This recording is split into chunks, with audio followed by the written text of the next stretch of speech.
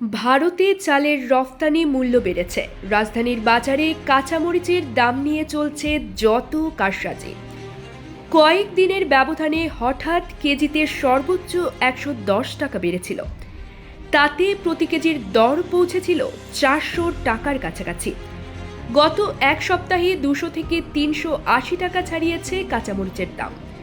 কাঁচামরিচের দাম এক লাফে দ্বিগুণ বাড়ার কারণে কোরবানির পর সরকার সিদ্ধান্ত নেয় ভারত থেকে কাঁচামরিচ আমদানি। কিন্তু শুক্রবার ২১ জুন আবার তা বেড়ে ৪০০ টাকার কাছাকাছি দাঁড়ায়। কম্প্যাক্ট ভ্যাট সিস্টেম ডেভেলপমেন্ট, দ্রব্যমূল্য হ্রাস ও ভবিষ্যৎ ভ্যাট দায়মুক্ত থাকার মূলমন্ত্র।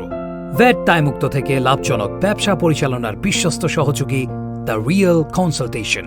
স্বচ্ছ ভ্যাট আইনে দক্ষ ন্যায্য ভ্যাট প্রদানে।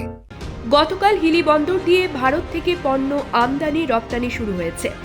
তার প্রভাবে রাজধানীতে আবারও কমতে শুরু করেছে কাঁচামরিচের দাম। শনিবার ২২ জুন রাজধানীর বিভিন্ন বাজারে কাঁচামরিচ বিক্রি হচ্ছে মানভেদে ২৬০ থেকে ২৮০ টাকা। দুই একদিনের ব্যবধানে দ্রুত দাম বাড়ায় ও কমায়।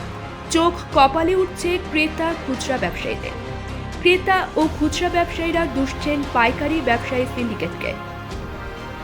শ্যামবাজার ও কারওয়ান বাজারের পাইকারি ব্যবসায়ীরা বলছেন, কাঁচামরিচের মৌসুম প্রায় শেষ। অন্যদিকে ঈদের বন্ধের কারণে ভারত থেকে ৮ দিন মরিচ আসেনি।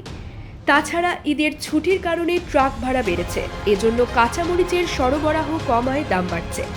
তবে ভারত থেকে কাঁচামরিচ এলে দাম আরও কমবে। শনিবার ২২ জুন রাজধানীর কারওয়ান বাজার, শ্যামবাজার, রায়সাহেব বাজার, নয়াবাজার, হাতিরপুল ও নিউ মার্কেট কাঁচা বাজার সহ বেশ কয়েকটি বাজারে দেশি ছোট জাতের কাঁচামরিচ বিক্রি হয়েছে ২৬০ থেকে ২৮০ টাকা কেজি দরে। এছাড়া হাইব্রিড জাতের বড় আকারের মরিচ বিক্রি হয়েছে ২৭০ থেকে ২৮০ টাকায়। তবে ডিমের দাম নতুন করে না বাড়লেও আগের সেই দরে ডজন ১৫৫ টাকায় বিক্রি হচ্ছে।